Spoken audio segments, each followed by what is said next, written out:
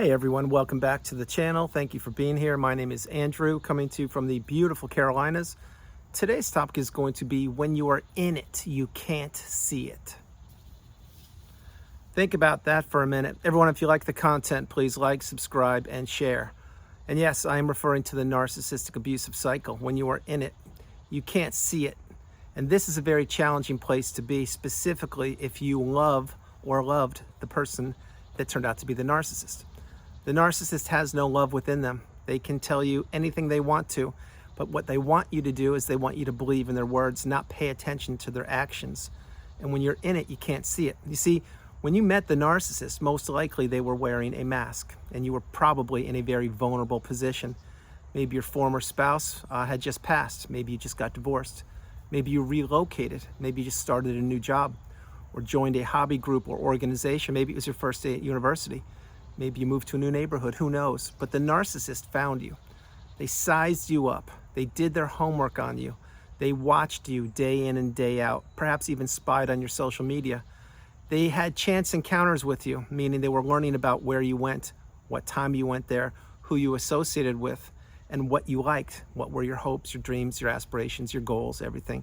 And then you had that chance encounter with the narcissist. Maybe they attended that barbecue or that birthday celebration where you were. Lo and behold, they had done some homework about you or on you, and they entered a friendship with you. Well, the friendship turned into romance, and next thing you know, it's too late. You're already caught up in the narcissistic abusive cycle. You were not taught Narcissism 101 in school, so you didn't know what you were up against. You didn't know that there were predators out there looking to take everything from you, which includes your time, your money, your relationships, your empathy, your love, your money, your health, your status, your friendships, everything and more. And this is what the narcissist wants to do. This is what they're trying to do right now with other people all over the globe. The narcissist is a taker. They do not give anything other than pain and punishment and abuse. They keep people trapped in the narcissistic fog, spinning around in that deep end of destruction, existing in the cesspool of manipulation. And this is where the narcissist wants to keep you, in that low vibrational quagmire state where they exist. They don't want you to ever break the chains of the narcissistic abusive cycle. So when you were in it, it was very challenging to say the least. It was debilitating. It tested you to your core. You did not know that a person could have so much disdain for another human being or try to blow up any accomplishment or achievement that they were trying to reach. This is what the narcissist does. If the narcissist was your mom or your dad or your sibling or a romantic relationship or a friend, behind the scenes, they were plotting your demise. They were working on how to destroy you. They didn't want you ever to figure out who they were or to fulfill your promise, to fulfill your calling. The narcissist was a huge roadblock in your life. Let's say you were married into the narcissistic relationship. I mean, you married the narcissist. Well, you found out rather quickly after the guests had left that everything shifted almost as if overnight, because the narcissist now knew that they had a license to abuse you called the wedding ring. Not the vows, not the marriage certificate, the wedding ring in and of itself. The narcissist would keep their wedding ring on at times, and they would take it off at other times, usually when you wouldn't be around, when they would be on weekend getaways or trips with the guys or the girls. You see, the narcissist wants to appear single, even though they are married frequently. Many times the narcissist will claim, oh, I lost my ring. Oh, I don't know where it is. I can't find it. Well, was that on purpose? Did they really lose it? Did they hide it? You see, the narcissist wants to always appear in control. And when they're married to somebody, i.e. you, they want to appear single. That's why the narcissist so frequently would walk 20 feet or 20 meters in front of you. They didn't want to hold your hand. They didn't want to be with you. They wanted to get to that barbecue or event, whatever it was, acting like they are single or they're on the market, despite the fact they were married. Think about the intentional argument. Let's say you were going to a holiday get-together at an in-law's house. Well, you'd be in the car. You would probably be driving because you were the chauffeur. The narcissist was probably on one of their smartphones, giving you the silent treatment or looking for your replacement via social media. And what would they do? They would say, what are you looking at? You should be looking at the road. Why are you watching me? And you would be saying, but you're not even talking to me. What's going on? What are you doing? What's with the phone? And they would be saying, you're so insecure. Boom, rage fit. Now you get out of the car when you reach the destination, and now you have all the energy zapped out of you. The narcissist is now topped up with supply or fuel. Next thing you know, you go into that holiday, and what happens? You look like the odd person out. And the narcissist is grinning ear to ear. They're smirking, and their eyes are filled, their beach ball pupils are filled with the blackness of supply. And you couldn't wrap your head around this because it happened so frequently and you got accustomed to it. So next time you went to visit the in-laws, you would be quiet because you knew if you said something, there would be a huge price to pay for saying something. But again, when you were in it, you couldn't see it. You knew something was off, you knew something was amiss, something was wrong, but you couldn't place your finger on it. You didn't know that there were definitions in the glossary on the narcissistic abusive cycle as to the experiences that you had gone through. But this is why you're getting your cup full now on the channel and in the community. This is why you now know what the silent treatment is. This is why you can now identify triangulation. This is why you can now understand what gaslighting is, what verbal abuse is, what financial abuse is, what parental alienation is, what mirroring is, projection, object constancy, etc. You see, you have now gone through something that most people don't go through. You have now healed, or you're well on the healing path, aiming to arrive at the pinnacle of indifference, the mountaintop of indifference, where I am standing there waiting for you to arrive. And there are so many other people I've helped to get to the pinnacle of indifference, and they too are reaching their hands down and their arms, and they're trying to pull you up to the pinnacle. At the pinnacle of indifference, this is where you belong. This is your destiny. It's your calling. It's where you will arrive if you utilize the tools that are provided for you on the channel and in the community, and if you really are focused on yourself. If you're patient, kind, stoic, centered, if you believe in yourself, if you trust your instincts and intuition, if you heed red flags, if you go no contact and block the narcissist, etc., you will get to where so many of us are. And this is rarefied air. This mountaintop, it is a place that actually exists. It is a place of abundance, of doors opening up for you, of you coming through the fire and rising through the ashes like a phoenix and leaving the narcissist in their tiny little pea brain in the past. Now, having said all these things, when you are in it, you can't see it. Let's say the narcissist was your dad. Okay, well, you grew up in a toxic narcissistic family or household. Your dad may have been cheating left, right, and center. He may have been throwing rage fits at the dinner table. He may not have been showing up for dinner. He may have been abusing his spouse because the spouse probably was an empath, or may have been, but his spouse didn't want to quit on the marriage or the relationship. So she became built-in supply, and she was existing in the narcissistic fog unless she figured it out. Flip it. Say your mom was the narcissist. Well, it's the exact same thing. It's just that the dad was getting the abuse. But when you're born into a narcissistic household, meaning one or both your parents are toxic, that is a very debilitating start to life. No matter who your parents were. Maybe they were celebrities. Maybe they were average people. Maybe they were pillars of the community, etc. Who knows who they were, but it doesn't matter. Narcissism is all over the globe. It speaks every language known to humankind. It is every color of skin known to humankind. It comes in all shapes and sizes. The narcissist will come at you because they're shapeshifters. And when you're in it, you don't know that these people exist. You don't know that these dark energy forces or sources are prevalent on the planet. And again, if you are an empath, you probably were never even called an empath as a young child. You were probably called this. Oh, you're so soft. You give too much. You're a people pleaser.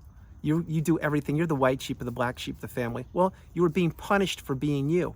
Because let's say that your siblings were the toxic people, or including one of your parents, or both, or maybe everybody in your family was toxic. Well, if you were the white sheep of the black sheep, there's a reason you're on the channel, because you don't relate with those people.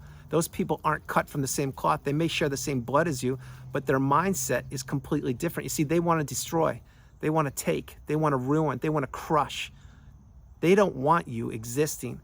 They don't want you and your beautiful, bright, shining light to elevate to the mountaintop, to the pinnacle of indifference. They never thought you were strong enough to figure out who they were and what they had done to you. And this is exactly another challenging place to be. When you're brought up in the narcissistic family, you don't have a voice. You're not being paid attention to. You're being ignored, yet you're being told to do everything. Because if you don't do everything that the narcissist wants you to do, there'll be a big price tag to pay. These are examples of how when you're in it, you don't know and you can't see it. Let's say right now, let's say that you've healed and you've been healing for years and you finally healed. Let's say you've been celibate, living like a monk for 2, 3, 4 years. Okay, well, this is a good thing. Maybe you're ready to get out in the dating pool. Fine, fair enough. Well, what happens? Maybe you get out in the dating pool and you meet somebody, and maybe if only after a few conversations with them, you're seeing red flags, or something's off. Then you pause and you say to yourself, wait, I've seen this song and dance one too many times. The difference is this time I have the wisdom. This time I have the information. This time I will not get in it. I won't get in it so deep that I don't know how to get out of it, because I've already been to hell and back. I've already reached the pinnacle. I've already seen so many things that I can't unsee. And with this newfound wisdom, I need to insulate and protect myself. So again, let's say you've healed and you've slowed your life down and you're ready to get out dating. Well, if you know that you've healed and you're doing that and you're dating somebody or beginning to, and you see red flags, these red flags are not going to mysteriously go away. They're going to add up. It's going to be like death by 1,000 paper cuts, just like it was with the first narcissistic relationship. The thing is, the onus is now on you. You need to be strong enough to break it. You need to be strong enough to say no, the strongest word in the English language. You need to be strong enough to put up a boundary. You need to not do what this person's trying to get you to do. Because the narcissist, what they want to do is they want to infiltrate your life under any relationship possible. Friend, colleague, coworker, victim, whatever you want to call them, romantic relationship. And they want to slowly creep in. And this is how it starts. This is how it happens. The narcissistic relationship many times will insidiously enter your life. It starts off as just, hey, can you give me a ride to the airport, or give me a ride to the store, or whatever it is. And then that leads into something else, which leads into talking every Friday night from 8 till 10. That leads into talking every Friday and Tuesday night, which leads into talking Monday, Tuesday, Friday, Saturday, which leads into you pining for them on Sunday. Then you stay stuck, you don't do anything, they don't call you, and you're trapped and you're wondering where they are and how it changed so fast. How it changed so fast is because you're already in it. And when you're in it, you can't see it. This is why you really need to have boundaries. This is why you really need to slow your life down and understand that if where you are is where you want to be, count your lucky stars and continue to maintain your boundaries. If where you are is not where you want to be, well, there's work to be done. Continue to focus on yourself. Continue to learn, to grow, to teach, to become awakened and aware, educated and empowered, and realize that if you are not where you want to be, maybe in 3 months, 6 months, 9 months, 12 months, you will get to where you want to be. So many of us, post-narcissistic relationship, have had to pick ourselves up, dust ourselves off by the bootstraps, rise through the ashes like a phoenix and heal. And this did not take a day. It didn't take a week or a month. It took time. It took a lot of time. But in our time, we healed. And we knew when we've healed. Because when we healed, the rumination goes away. When we've healed, there's no more tethers up to the narcissist, which include the emotional, financial, physical, and spiritual ties. These are all cut. And then when we understand and identify other toxic people that perhaps are in our life or are trying to enter our life, then we can see the red flags and we can trust our instincts and intuition and we can say no. But when you're in it, you can't see it. And when you're in it, it's too late when you don't have the wisdom. This is the white elephant in the room on this planet called Earth that nobody ever wanted to discuss. The truth of the matter is more and more people are becoming enlightened and understanding that how many different narcissistic relationships they were a part of and they didn't even know it. And they're also realizing if they're an empath, they're becoming the educated empath, which is a video I created in 2023. You should really check it out because that is a person who is an empath, a true blue empath. And yes, for all you naysayers who think that empathy doesn't exist, yawn, think again. If narcissism exists on the exact opposite end of the spectrum, you have an empath and you're looking at one right now.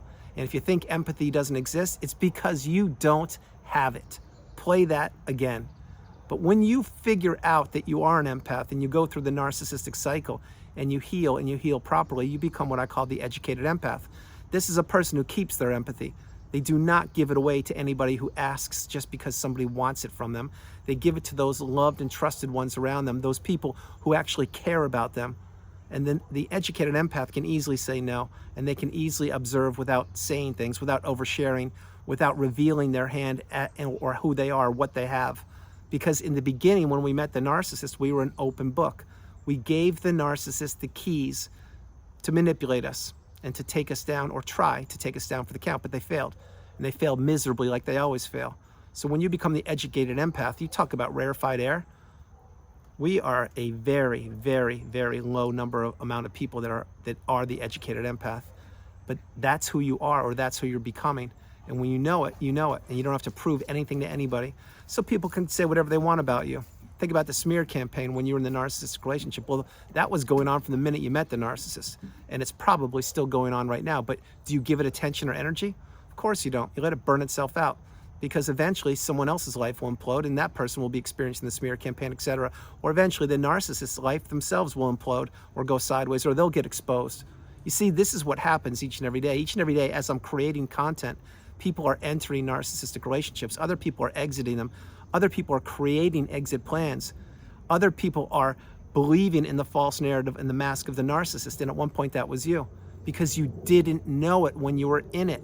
Now that you know what narcissism is, and now that you know that many people on the planet don't have your best interest at heart, and now that you know that the narcissist is envious and jealous and they're cowards and they're bullies, and yes, they do have the loudest voice in the room usually, when you identify these signs, you realize that these people are the people with all the baggage. These people are the people that have all the concerns and the problems.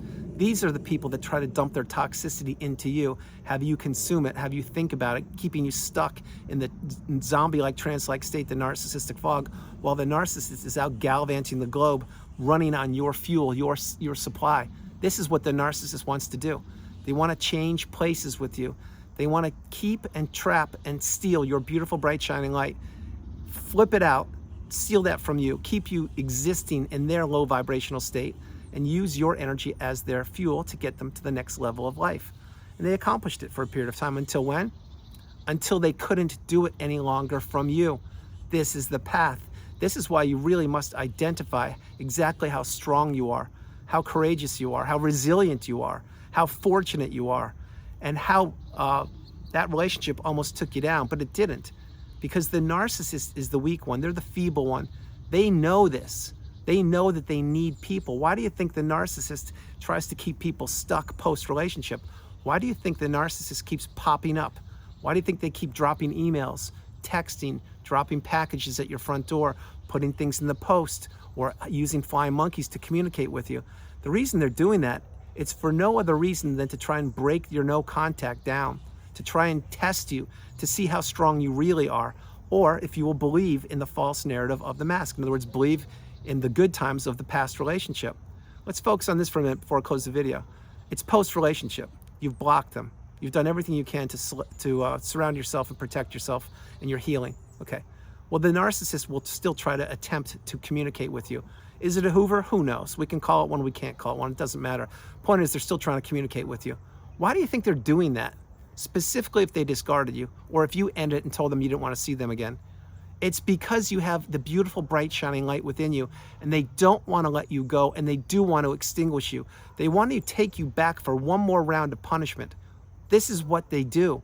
That is why when you go no contact and you delete these people, then all the clarity returns to you over time. That's when you can see these people for who they really are. You don't see them for who you wanted to see them or for who they told you that they were. Remember, when you were in it, you can't see it. You couldn't see it. It was impossible to see it. When you're out of it and you look back in the rearview mirror, not only does the narcissist get itsy bitsy teeny weeny and microscopic, but they get further and further away from you, and you get stronger. They get smaller. You heal. They stay stuck. You understand that you're the priority. You come first, second, and third. They don't matter to you any longer. And there's nothing worse for the narcissist to not matter to anybody. When the narcissist doesn't matter to you or to anybody, that's a huge narcissistic injury. It will go right to their core. But this is what the narcissist will experience, because what goes around comes around. And with the narcissist, with all the abuse they dish out to people, to the interior, meaning the closest relationships, to the exterior, they're portraying the rosy-cheeked person or batting the eyelashes, like they're the kindest, most loving person on the planet. That toxicity, like a boomerang, will come back to haunt them for the rest of their life. And it will come back to get them with a vengeance. Believe me when I tell you. But you don't want to be anywhere around them for when that happens. And I don't wish ill will upon anybody. I'm not going to start now. I'm just sharing with you. The narcissist will get what they have coming to them. And they knew that they captured you and trapped you for a period of time, which was the length of the relationship. And they knew that you couldn't see it when you were in it because you weren't taught this. And it's shame on you, narcissist. But the point being, now that you've healed or you are healing, you understand that leaving those people in the past and taking the lifelong learning lessons from that relationship and applying them to present day without predicting the future is the path. That's what you must do. So everyone, that's the video. I hope you liked it. I loved doing it from the beautiful Carolinas. This is Andrew. Namaste. Have a great afternoon, evening, or morning, no matter where you are on the planet. You are not alone. Remember that. You are not alone. I love you all. God bless you. And remember this. The narcissist cannot change. They cannot introspect. They're not going to magically become a nice person. They're not going to apologize. Their words are going to be hollow. In their core is nothing. There's nothing but a vast wasteland. Anytime you communicate with the narcissist, it will be emptiness. There's no substance to them. There's no core to them. They're like an apple that's rotten from the inside out. On the outside, perhaps it looks tempting and it looks enjoyable, but if you took a bite or you take another bite, you're going to get a mouthful of worms and rottenness and toxicity. That is a very, very disruptive analogy I just shared with you, but that's what the narcissist is. Perhaps their exterior looks a certain way, perhaps it doesn't, but their interior is rotten to the core. There's nothing to them. That's why you really need to take this seriously, and you really need to heal from these people. I love you all. God bless you, and I'll talk to you tomorrow. All right, bye, everybody.